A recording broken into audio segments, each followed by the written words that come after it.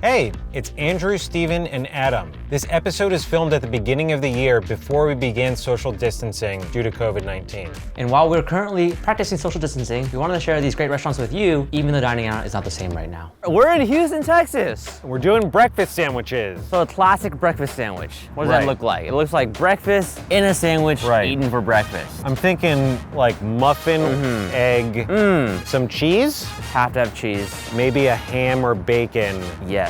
But what if breakfast didn't have the halves of the sandwich closed? What if it was on a donut? What if there were no eggs on it whatsoever? Is that a breakfast sandwich? We're gonna be finding out today on Worth It. Is it worth it? Make it worth it. Make it worth it. Worth it. Worth it. Today on Worth It, we're going to be trying 3 different breakfast sandwiches at 3 drastically different price points to find out which one is the most worth it at its price. Oh, and just want to say off the top, thank you to Toyota for making this season possible. Okay, Andrew. Like I hinted at earlier, the breakfast sandwiches this trip are going to challenge your convention of what a breakfast sandwich is. I always like the episodes where Andrew goes rogue. Andrew goes food theory mode. Where are we going first? We're going to see Andrew and his mother, Na, at Cali Sandwich to try their banh mi. Because banh mi, from what I understand, is eaten at all times of day in Vietnam, as well as breakfast. Can you tell us a little bit about Cali Sandwiches? We started in 1993. Yeah, that time we only sell sandwich only. We sell about 700 bread a day. Your previous restaurant sold 700 sandwiches a day? Yeah. Wow. Yeah. So you used to only make sandwiches. What do you guys sell now? We have pho, we have egg rolls, spring rolls. We even branch out to stir-fried food. Because Cali Sandwiches in Houston is one of many Vietnamese restaurants. What is it that makes your food, a little different, a little special? We make fresh every day. We make everything here. We get here 3 o'clock, and then we start, cook every day fresh. The second day, they're not fresh no more. They say that's gonna be too much work. I say, I don't want people, eat one time and they say bye-bye. The meat, some place they buy already cut, but we don't want that. Yeah, you guys are very well known around town. Like everybody I've asked who says, where should you go for banh mi? Everybody says Cali Sandwich. Really? Thank you, thank you. Oh, I didn't know that. Yeah. So once they grill the meat, they cut off all the chars. She doesn't want to put too much char because it's not really good for you. But then why do you char it? To get the flavor, smoke it. You put it on the oven, it's not that good. Our video is about breakfast sandwiches. I actually learned recently that in Vietnam, people eat banh mi first thing in the morning. Like this morning, I walked in, I was so hungry, and I wrapped the half sandwich, the steamed pork. Oh my, it might be so good, yeah. So that was your breakfast today? Yeah. I think that's the spirit of breakfast sandwich, though. It's a sandwich you can eat kind of on the go. You guys offer a lot of different versions of the banh mi. Which ones should we try today? Combo and the grilled pork. How much is the banh mi? Banh mi is $3.69. What? Wait,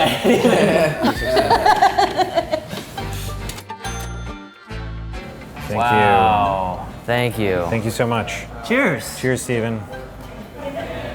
We got their Thai iced tea that they make in-house. Good morning, Andrew. Good morning. Good morning. Good morning sandwich. Good morning, sandwich. We got a grilled pork and we have a combo. So why don't we have half of each? Start with the grilled pork. Let's do it. It is a lot lighter than I thought it was gonna be. Yeah. Cheers. It's the perfect sandwich, regardless of the time of day. That was really fresh. The first thing I want in the morning is to feel refreshed. Get up, you wash your face, brush your teeth. Yeah. It's like looking in the mirror and slapping your face. Yes. That's what having a jalapeno Here, I got for you, I breakfast got is you. like. Okay, I gotta wipe that down now. We're moving on to the combo. Oh. Wait, what's in here again? Pate, pork roll, steamed barbecue pork, Steamed barbecue pork. and ham. That's a labor of love right there. Cheers. The jalapeno. Yeah, this one's a little spicier. You know what's interesting about jalapeno in an otherwise not spicy thing? A jalapeno makes you salivate more after your bite, therefore making you want even more sandwich. Ooh, I'm salivating. I want some pate. Rich pate, cool it off. You eat that. But hey, there's a bite of jalapeno still in there. Circle of sandwich life. Couldn't have said it better myself. Breakfast sandwich fact time! Woo, woo, woo, woo, woo. According to historian Heather Arndt Anderson, the breakfast sandwich has its origins in early 19th century London when factory workers desired a quick and convenient breakfast on their way to work. The soft roll used for the sandwiches was called a bap.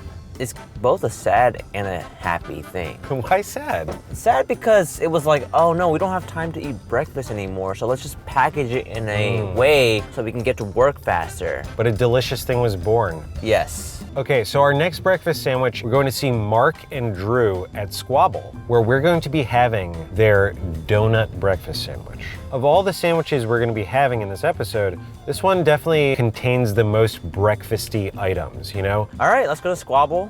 I do respect the name. Great name, Squable. Could you just give us a description of what kind of restaurant Squable is? A rustic European restaurant with American influences, which gives like liberty to kind of play with cuisines like French cuisine, Italian cuisine. So you guys are Co-chef chefs partners. Do you have different focuses here? I mean, I'm very much focused on the bread, so responsible for the donuts. Mark is more responsible for like the savory part of the menu. The mustaches, was that before you guys met, or like once you decided to start a restaurant together, you were like, this is the look? The last time we did a photo shoot, we said, next time let's do it with mustaches. So bread and pastry is really intertwined throughout this whole menu, right? Yeah, definitely. We have a specific bread section, but it finds its way into like pretty much half the menu.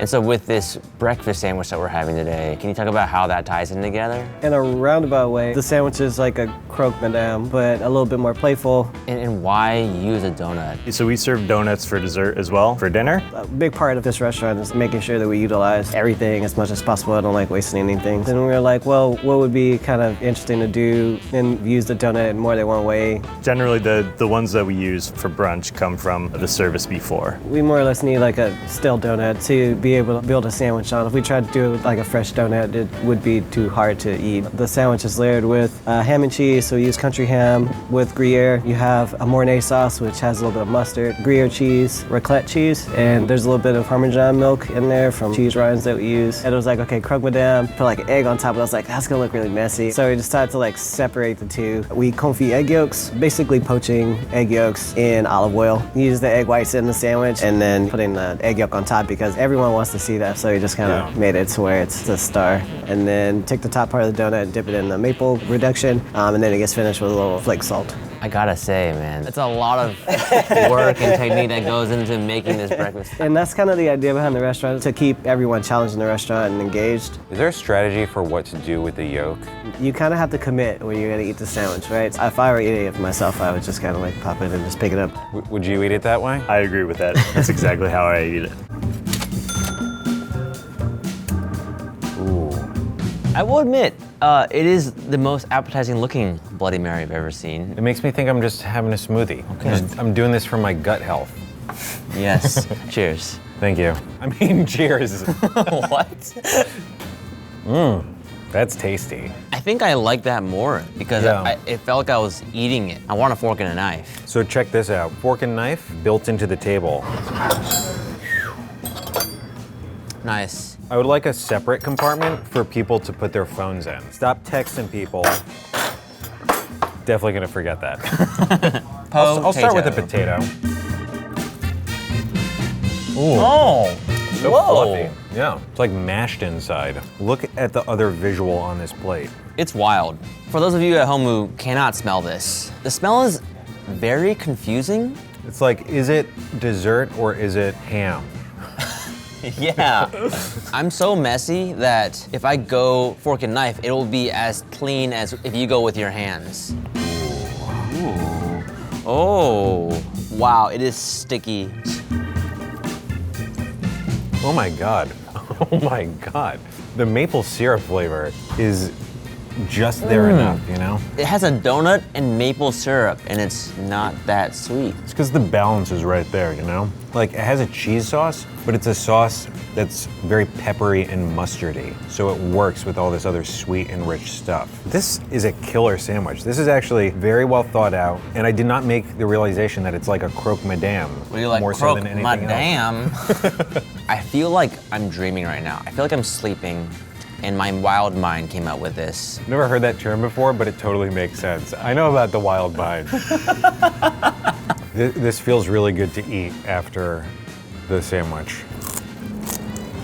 Oh my gosh. You gotta try one of these potatoes, they're unreal. I definitely almost forgot my phone. You did forget your phone. Okay, yeah. We were about to walk out the door and somebody pointed out that my phone was in fact still in the drawer at the table. This is actually gonna conclude our time in Houston, and our last breakfast sandwich is gonna be in Dallas. Road trip. Before we head off to our next place, time for a little breakfast sandwich fact. Ooh, breakfast sandwich fact. It's actually not gonna be a breakfast sandwich fact. Come on. Okay, bear with me. Our last breakfast sandwich is served on an English muffin. So this is actually gonna be an English muffin fact. So, English muffin fact. English muffins in England are known simply as muffins.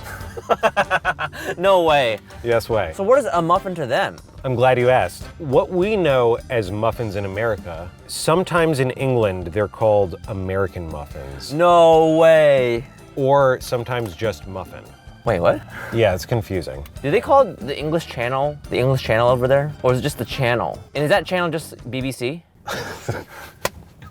Well, we're here in Dallas, Texas, because we're going to talk to Dean Fearing, and we're going to Fearing's restaurant to eat. What, Andrew? We're having the crab eggs Benedict off their brunch menu. I would argue that an eggs Benedict is an open-faced breakfast sandwich. And in fact, if you go to Wikipedia, that's what it says. I didn't make that edit. Look, it's a theory. We're gonna test it out. That's the new point of this show. Is a food what we say it is? Let's go.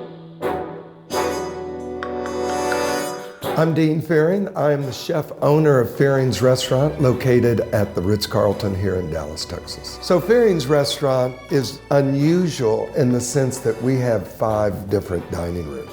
And I wanted this factor to have people be able to sit in a different atmosphere each time they come. Fearing's is a Southwest restaurant, but with many worldly features. Southwest cuisine is ingredients indigenous to our area, identifying Texas as its own food source. The main component is all the influence of food that came from south of the border. We change the menu almost every 3 or 4 weeks. Now, we don't change the whole menu as we have some signature items. Our buffalo that's been soaked in Vermont maple syrup for 48 hours. Buffalo soaked in maple syrup? Yes. Wow. Unbelievable. Our crab cake Benedict is definitely influenced by the Southwest. Crab meat coming from the Gulf. The hollandaise being poblano, of taste from Mexico that I absolutely love. Using homemade English muffin. I have this theory about the eggs Benedict. I'm interested in getting your opinion on it. So the eggs Benedict, I think, really is kind of an open-faced breakfast sandwich.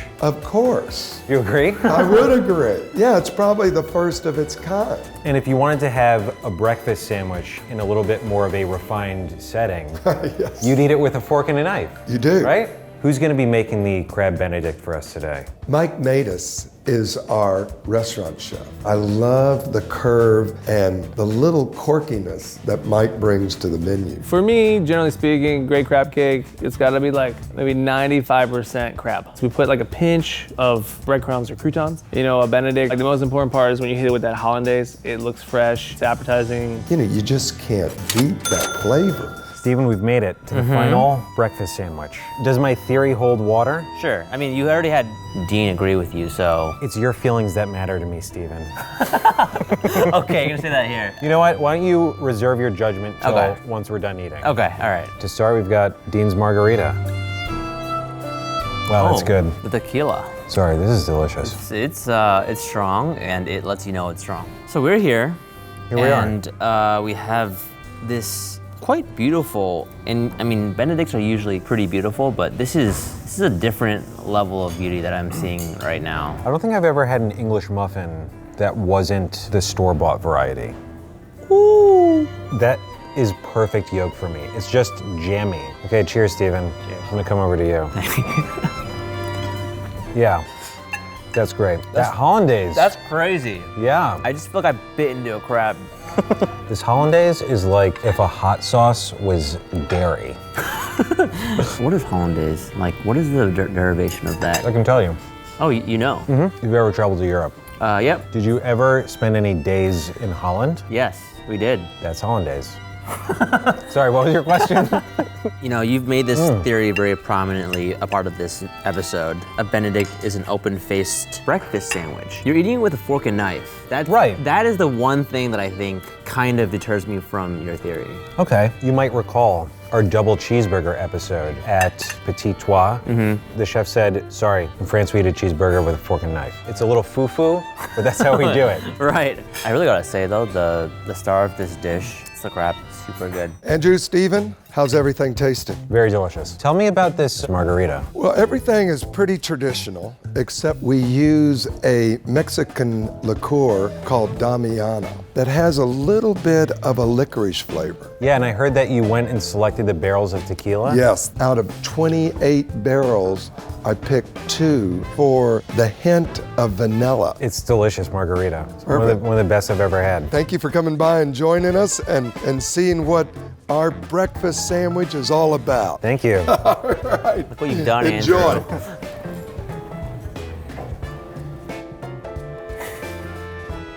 Stephen, you look repulsed.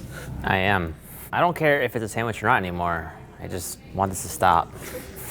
Well, Stephen, breakfast is officially over. Before we get to our Worth It winners, what was your favorite thing from this episode that was not a breakfast sandwich? Egg roll at Cali Sandwich. What makes it so crispy? Oh, the white paper. Some people use frozen one, but I don't like use frozen. I like that one. I also have never eaten an egg roll that was wrapped in a leaf of lettuce. Yeah. That changes the game. Andrew, what was your favorite thing not a sandwich in this episode? I think I will have to choose the bison at Fearing's restaurant. We talked about it, but we did not eat it on camera. It's delicious. They serve it with a taquito. Which breakfast sandwich was the most worth it to you at this given price point? All of the sandwiches we ate today were worth it. I also want to clarify that there were also definitely sandwiches and definitely consumable for breakfast. When you have to say definitely twice in a sentence, that makes a reason to pause. But yes, I would agree. You know, that donut sandwich at Squable seemed like the kind of food that you would, scroll past on Instagram and be like, there's no way that's actually a good sandwich. But the way they have all of those components dialed in there at Squable is delicious. But for me, my Worth It winner has to be that banh mi at Cali Sandwich. It's a beautiful idea to just eat the thing you want the most first thing in the morning. Okay, Stephen, which breakfast sandwich was most worth it to you at its given price? If we were doing crab cakes, my answer would be Fearing's restaurant. If we were doing donut, my answer would be Squable. But we are doing breakfast sandwiches, my dude. And that's why my answer goes to Cali Sandwich. It's in the name. The value on that, which we don't talk about enough on this show, is absurd. Alrighty, one final question. Adam, who is your most worth it breakfast sandwich? Adam says Cali Sandwich. When was the last time we had a triple worth it winner? It's been a while. It's so nice to do a whole video in Texas. Oh, favorite thing that we, had off camera that had nothing to do with anything? We had dinner with my parents. It was fun. Yeah. Lovely people. Hey, shout out to my mom. Hi mom, hi dad. Last time I said hi mom, and my dad got mad. So I had to say hi mom and dad. Hi mom and dad, love you guys.